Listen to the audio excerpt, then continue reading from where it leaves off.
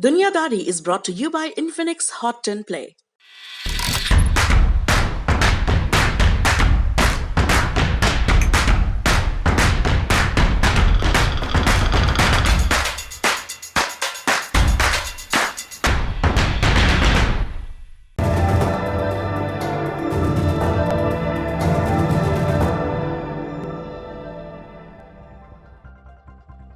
नमस्ते, मेरा नाम सौरभ द्विवेदी है और आप ललन टॉप का इंटरनेशनल खबरों का डेली बुलेटिन दुनियादारी देख रहे हैं। कोरोना की वर्ल्ड रिपोर्ट लेकर एक बार फिर हम हाजिर हैं। आज की दुनियादारी में किन बिंदुओं पर चर्चा होगी? पहले बात करेंगे क्यूबा की। क्यूबा पिछले 6 दशक से अमेरिका के प्रतिबंधों से जूझ रहा है। जब डोनाल्ड ट्रंप राष्ट्रपति बने, उन्होंने इन प्रतिबंधों को और बढ़ाया। ज़रूरी मेडिकल उपकरण और वैक्सीन के कच्चे माल की आपूर्ति पर भी रोक लगी। क्यूबा ने ना तो कोवैक्स के लिए एग्रीमेंट किया, ना किसी विदेशी वैक्सीन कंपनी से डील की।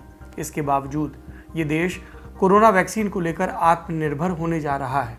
क्यूबा कोरोना की 5 वैक्सीन पर काम कर रहा है। इनमें से 2 वैक्सीन जून तक तैयार हो जाएंगी इस्तेमाल के लिए। क्यूबा ने ये कैसे कर दिखाया, इस पर विस्तार से बात करेंगे। दूसरा बिंदु होगा अफ्रीका में कोरोना के चलते जारी अलर्ट। अफ्रीकन यूनियन के हेल्थ चीफ ने कहा है कि भारत के हालात इस महाद्वीप के लिए भी चेतावनी की तरह हैं। अगर अभी नहीं संभले तो सब बिखर जाएगा। इस हड़कंप की वजह जानेंगे और बात करेंगे प्राइवेट जेट्स की मांग में अचानक हुई बढ़ोतरी पर।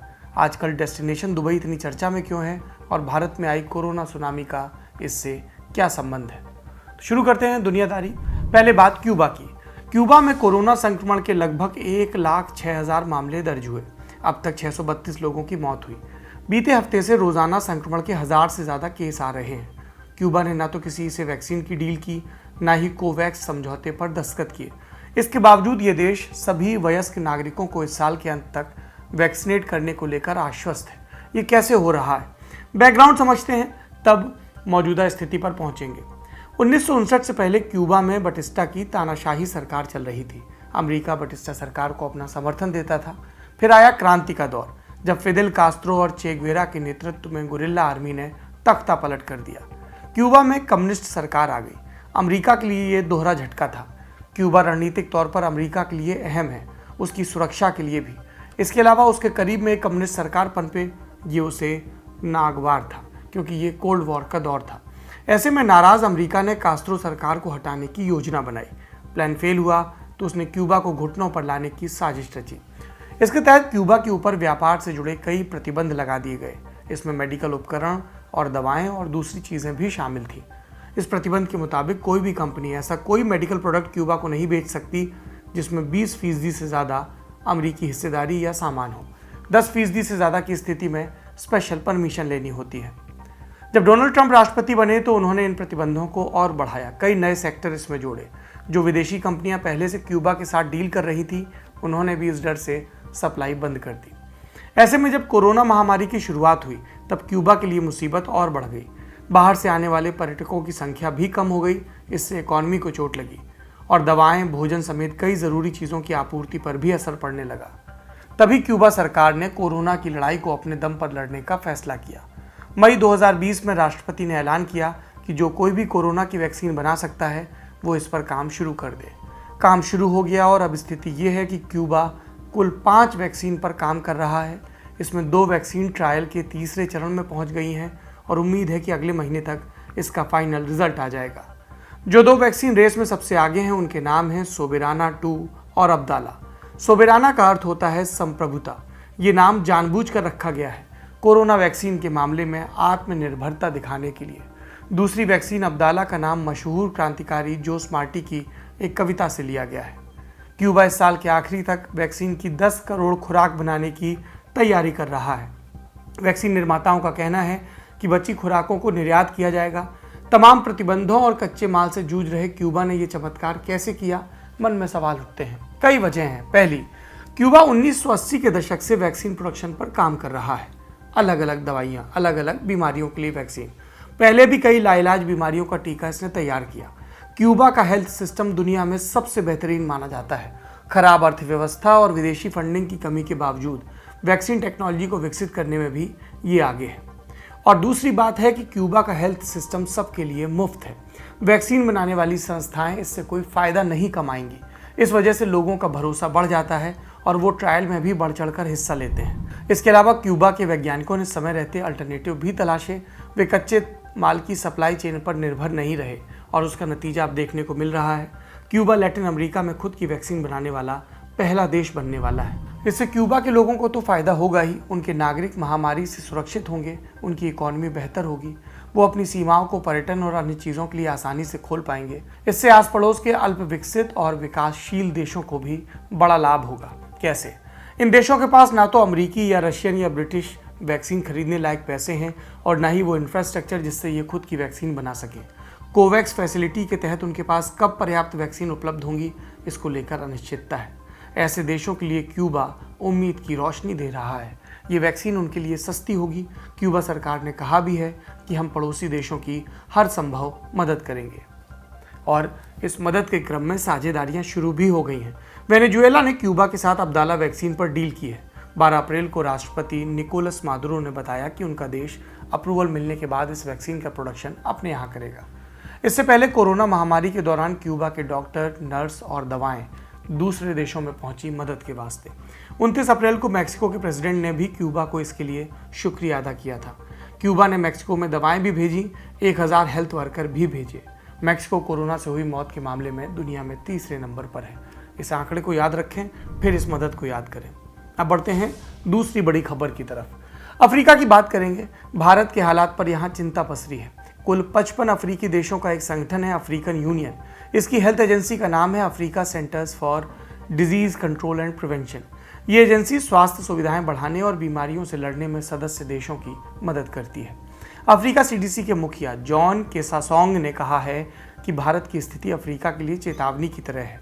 अगर हमारे महाद्वीप में संक्रमण फैला तो स्थिति कई गुना खराब हो जाएगी।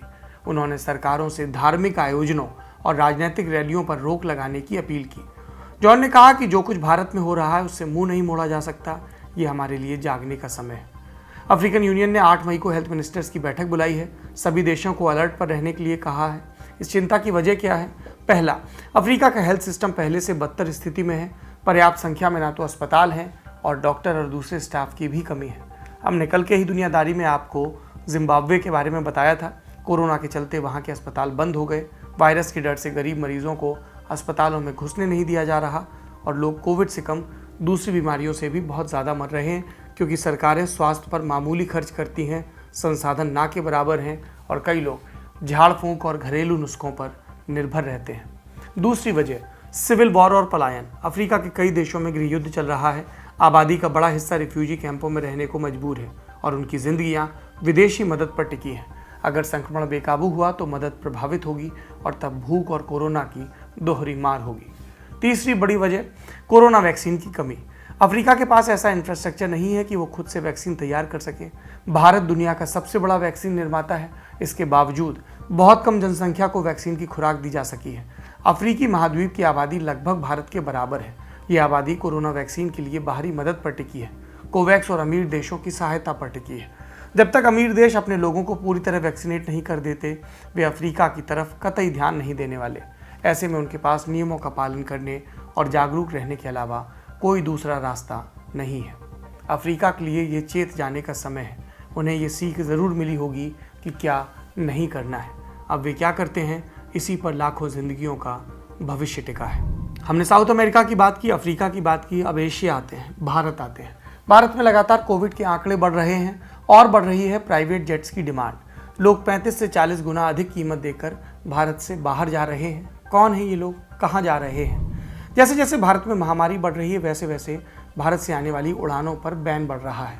America, Britain, Australia, Italy, Canada, New Zealand समेत कई देशों ने भारत से आने वाली कमर्शियल फ्लाइट्स पर रोक लगा दी। कुछ देशों ने अपने नागरिकों को भी जल्द से जल्द भारत छोड़ने की सलाह दी। ऐसे में 24 अप्रैल को जब यूएई ने भी भारतीय उड़ानों पर 10 दिनों का बैन लगाया और फिर इसे 14 मई तक के लिए बढ़ा दिया, तो दुनिया के सबसे व्यस्त हवाई रूट पर लगी रोक से भारतीय प्रभावित हुए। यूएई में लगभग 35 लाख भारतीय काम करते हैं अलग अलग फील्ड्स में।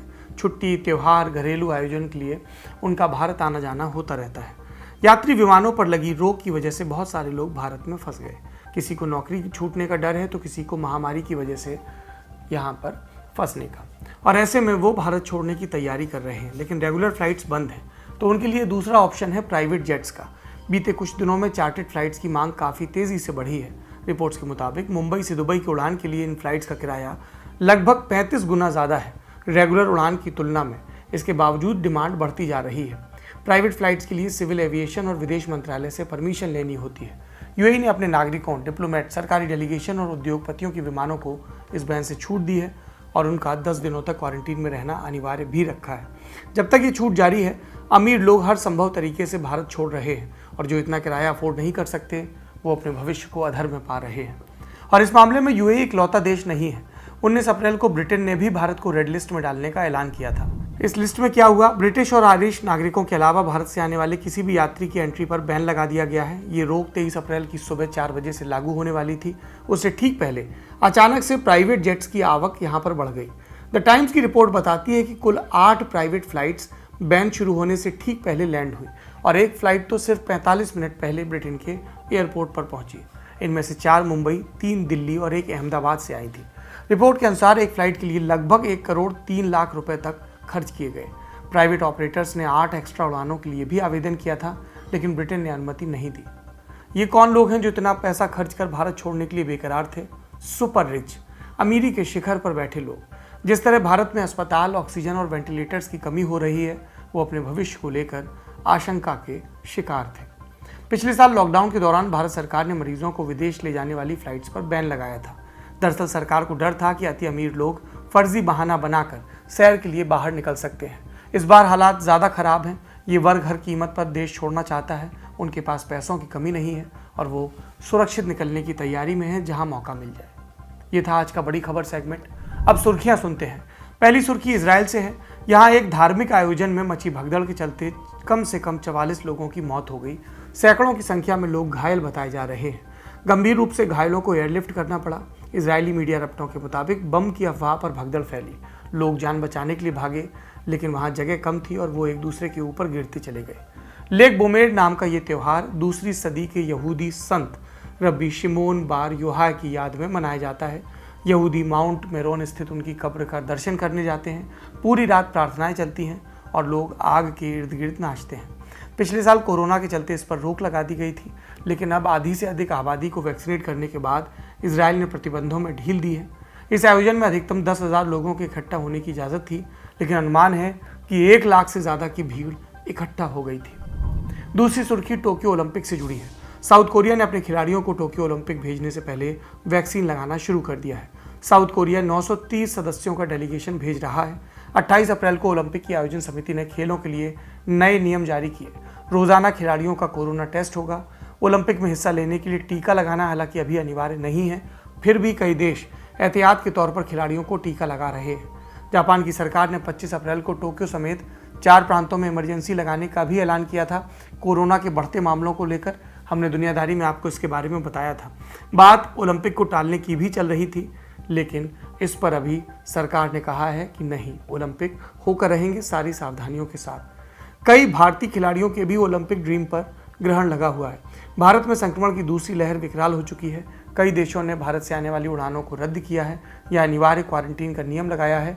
इस वजह से क्वालिफिकेशन गेम्स में कुछ एथलीट्स का शामिल होना मुश्किल हो गया है। आज की तीसरी सुर्खी रूस से है। एक हफ्ते की भूख हड़ताल के बाद विपक्षी नेता अलेक्सी नवल्नी वीडियो लिंक के सहारे अदालत में पेश हुए।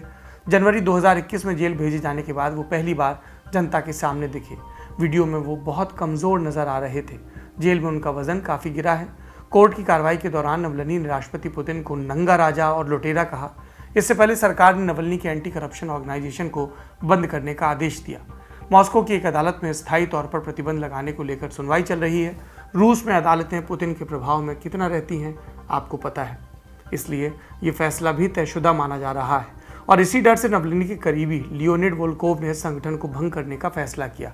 कहा कि स्टाफ और समर्थकों की सुरक्षा के लिए ऐसा करना पड़ा है। खुद वोल्कोव 2019 से निर्वासन में है। आज की दुनियादारी में इतना ही। वैक्सीन लगवाएं, नियमों का पालन करें, सुरक्षित रहें, सबका ख्याल रखें। अगले हफ्ते फिर मुलाकात होगी, ये उम्मीद है। शुभ रात्रि।